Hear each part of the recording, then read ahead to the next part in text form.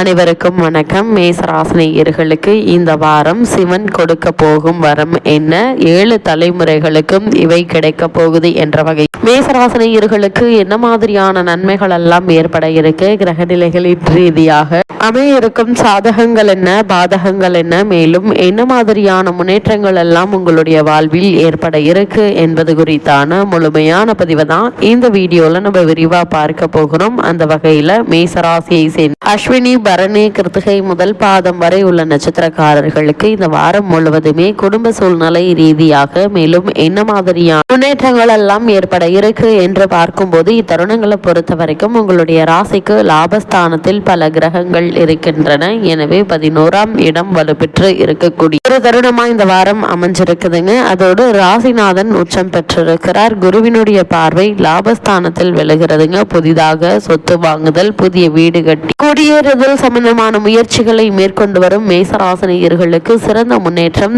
இந்த வாரத்தில் ஏற்பட இருக்கு. புதிய தொழில் தொடங்குவது சம்பந்தமான முயற்சிகளை மேற்கொண்டு வரும் மேசராசினியர்களுக்கு நல்ல ஒரு முன்னேற்றம் ஏற்பட இருக்குதுங்க. முதலீடு செய்தல் போன்றவை சிறப்பாக இருக்கும். இருந்தாலும் கூட முன் அனுபவம் உள்ளவர்களிடம் ஆலோசனை பெற்று அதற்கு பிறகு அதற்கான முயற்சிகளை மேற்கொள்ளும் போது நல்ல ஒரு முன்னேற்றம் ஏற்படுங்க. கொடுக்கல் வாங்கல் சிறப்பாக இருக்குங்க.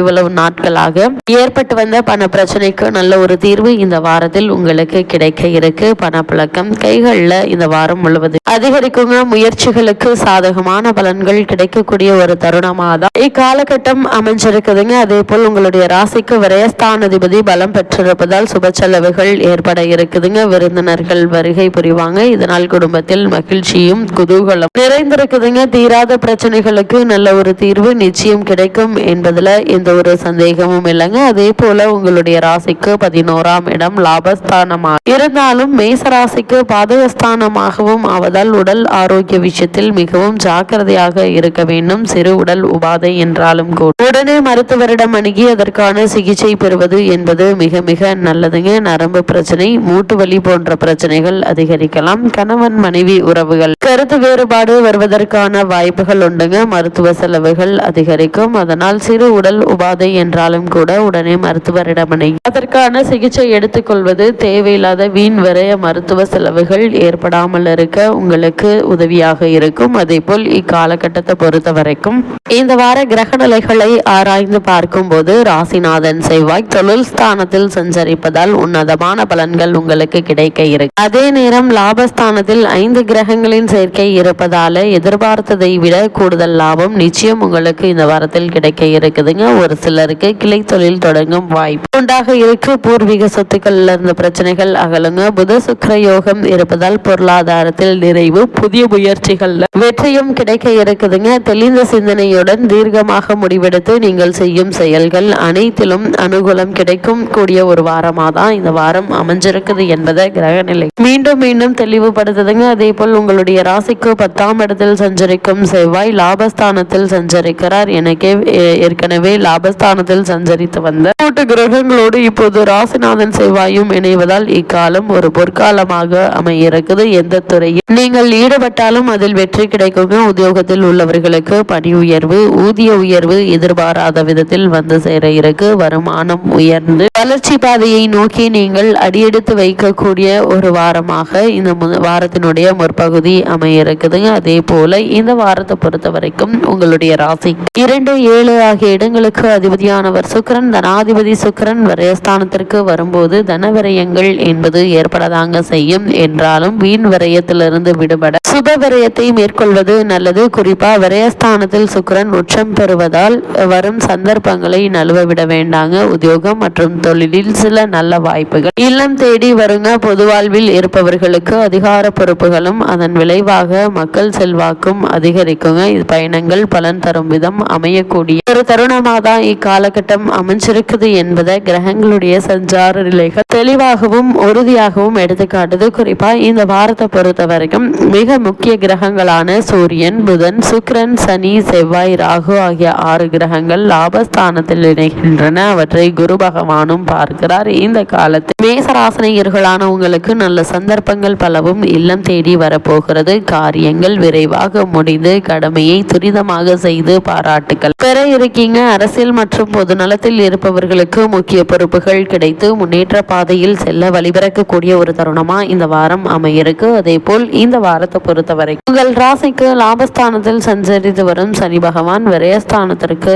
சஞ்சரிக்கிறார். அதே நேரம் சனி வருவது குரு வீடு என்பதால் நீங்கள் பயப்பட தேவையில்லைங்க. நவகிரகங்கள்ல சுபவிரயமாக விளங்கும் குருவினுடைய வீட்டில் சனி பகவான் சஞ்சரிக்கும் போது மன சங்கடங்களை ஓரளவு கொடுத்தாலும் இருமடங்கு மகிழ்ச்சியை வழங்குவார். 7:30 சனி தொடங்கிவிட்டது. எனவே சனிக்கிழமை தோறும் முழுமையாக விரதம் இருந்து சனி பகவானை வழிபடுங்க. அதே போல் தீபம் ஏற்றி வழிபடுங்க. சனியின் பார்வை பதியும் இடங்கள் எல்லாம் புனிதம் அடைந்து உங்களுடைய எதிர்பார்ப்புகளை நிறைவேற்றுங்க. இல்லத்தில் நல்ல சம்பவங்கள் நடைபெறுவதற்கான சாத்தியக்கூறுகள் நிறைந்த ஒரு தருணமாக தான் இக்காலகட்டம் அமைஞ்சிருக்குதுங்க. குறிப்பா மேசராசினியர்களை பொறுத்த வரைக்கும் குடும்பத்தில் சுப செய்தி ஏற்பட இருக்குதுங்க. அதனால் செவிகளில் கேட்கும் சூழல் உருவாகும். வருமான பற்றாக்குறை அகல இருக்கு. வாழ்க்கை துணையை தேர்ந்தெடுப்பதில் இருந்த தடை விலகுங்க. உத்தியோகத்திலும் தொழிலிலும் நீங்கள் எடுத்த முயற்சி கைகூட இருக்கு. புதிய முயற்சிகள் நிச்சயம் வெற்றி கிடைக்குங்க. வெளிநாட்டு வாய்ப்புகள் வரும் யோகம் உண்டு என்பதை கிரக நிலைகள் மீண்டும் மீண்டும் தெளிவுபடுத்துது. அது மட்டும் இல்லாம மேசராசினியர்களை பொறுத்தவரை உங்களுடைய ராசிக்கு லாபஸ்தானத்தில் சூரியனும் சனி பகவானும் இணைந்திருக்காங்க. வருமானத்திற்கு எந்த ஒரு குறையும் இருக்காதுங்க. இருந்தாலும் செலவுகளும் வருமானத்திற்கு இணையாக இருக்கும். சேமிப்பிற்கு சாத்தியக்கூறுகள் கிடையாது. மேலும் ராசிக்கு திருதிய ஸ்தானத்தில் வக்ரகதியில் குரு வலம் வருவதால் இந்த காலகட்டத்தினுடைய கடைசியில் பிறர் உதவியை நாட வேண்டிய அவசியம்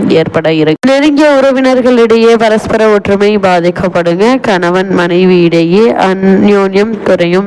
திருதிய குருவினால் என்றுமே மோதிரை உண்டு. அதே போல் இக்காலகட்டத்தை பொறுத்த வரைக்கும் மேசராசினியர்கள் திருமண சம்பந்தமான முயற்சிகளை மேற்கொண்டு வருபவர்களுக்கு ஏற்பட்டு வந்த தடைகளும் தாமதங்களும் நீங்கி சிறு முயற்சியிலேயே நல்ல ஒரு வரன் அமையிருக்கு. இருந்தாலும் உங்களுடைய ராசி கூடிய விரைவில் விரயஸ்தானத்திற்கு சனி பகவான் பெயர்ச்சியாக இருப்பதால வரனை பற்றி தீர விசாரித்து ஆராய்ந்து அதற்கு பிறகு வரனை நிச்சயிப்பது மிக மிக நல்லது என்பதை கிரகநிலைகள் மீண்டும் மீண்டும் தெளிவுபடுத்துது. உத்தியோகஸ்தர்களை பொறுத்த வரைக்கும் நவகிரகங்களில் சனி பகவானே ஜீவனக்காரகர் ஆவார். உத்தியோகத்துறையினருக்கு ஏற்படும் ஏற்றத்தாழ்வுகள் சனி பகவானுடைய சஞ்சார நிலையின் அடிப்படையில் தாங்க இருக்கு. தற்போது சனி பகவான் ராகுவுடன் சேர்ந்து சஞ்சரிப்பதால் உத்தியோகத்துறையினருக்கு நல்ல முன்னேற்றம் ஏற்படுங்க. சூரியனும் சனி பகவானும் இணைந்திருப்பதால வேலை சுமையும் பொறுப்புகளும் சக்திக்கு மீறியதாக இருக்கும். ராகுவினுடைய சேர்க்கையினால் மேலதிகாரிகளுடைய கண்டிப்பு உங்களுக்கு சோர்வை ஏற்படுத்துங்க. அதே போல் இத்தருணங்களை பொறுத்த வரைக்கும் தொழில் மற்றும் வியாபாரம் செய்பவர்களுக்கு தொழில் ஸ்தானத்தில் பலம் வாய்ந்த செவ்வாயும் லாபஸ்தானத்தில் சனி ராகு கூட்டு சேர்க்கையும் ஏற்பட்டுள்ளதால் சந்தை நிலவரம் சாதகமாக இருக்கும்.